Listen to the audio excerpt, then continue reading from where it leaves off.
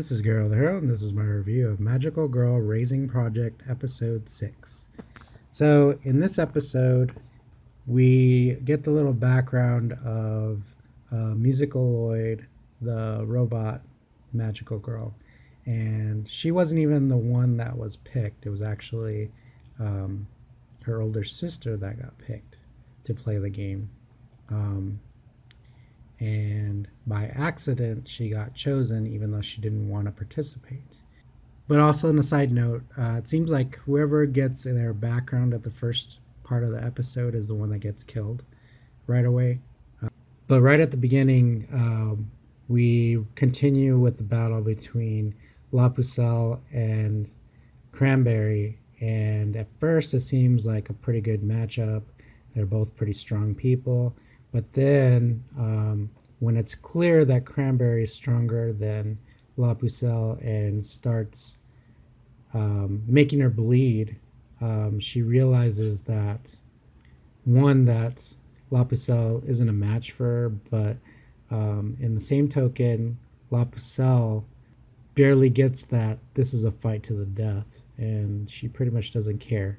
Cranberry easily dispatches La Pucelle, and we just see him in the next scene turn back into a regular boy, and he gets run over by a car.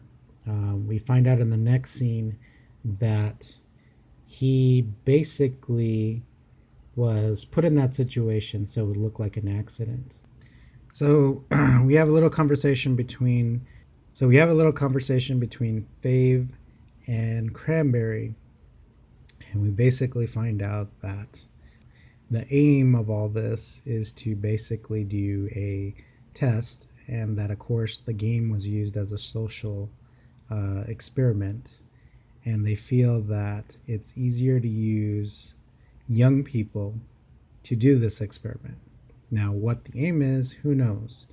But Cranberry basically knows that there's going to be more and more deaths, and that now that they've added new items, that it'll be easier for this to happen.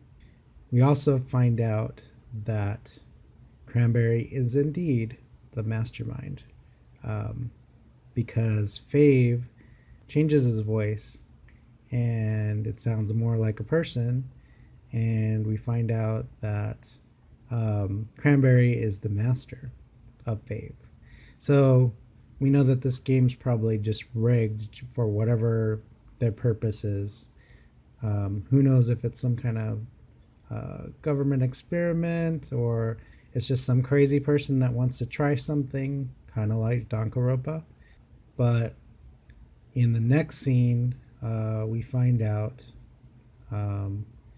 that each of the items that are given are not bought with money or candies. They're bought with years of how much of your life is left. So the more expensive the item, the more lives you have, or the more years are taken off your lifespan. It's something that Snow White realizes, and she tries to buy something, but at that point, everybody's already bought everything that they can.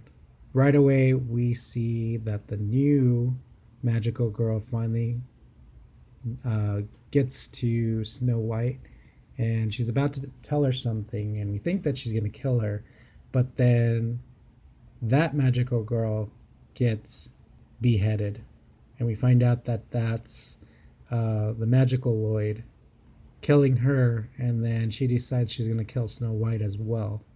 But then Magical Lloyd also gets killed as well.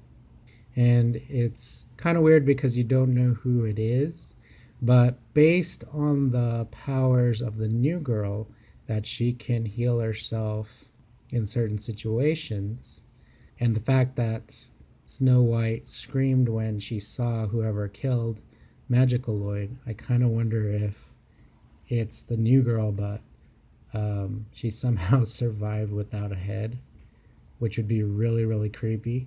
So we'll have to see who the mystery person is. I have a feeling it is that, based on how crazy it's getting now. So we'll have to see what happens to Snow White and who gets killed next, basically. I didn't expect it to get this crazy that fast. I figured it'd be like one death per episode, not like three people in one go. It's getting very interesting, so I'm forward to seeing what happens in the next episode. So like always, comment below, subscribe, and follow me on Twitter, and I will see you next time.